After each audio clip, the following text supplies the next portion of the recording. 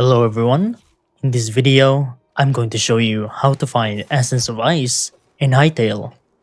Essence of Ice can be found by fighting ice skeletons all the way in the freezing temperatures of the snowy biomes. So if you find skeletons in the snow, then most likely you're getting Essence of Ice. Some scouts are scattered about in either going solo or with another companion. Essence of Ice can be found by fighting ice skeletons all the way in the freezing temperatures of the snow biomes.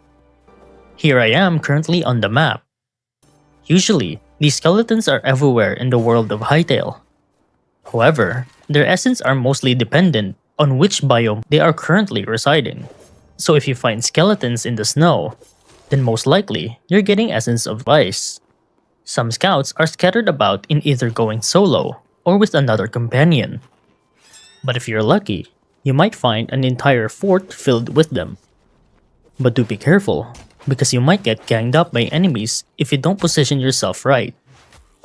In this encounter of mine, there was a mage skeleton, so there should be multiple varieties of skeletons residing in these forts. I recommend going with shields to these kinds of places to keep yourself safe and collect the essence easier. And that's how to find Essence of Ice in Hytale.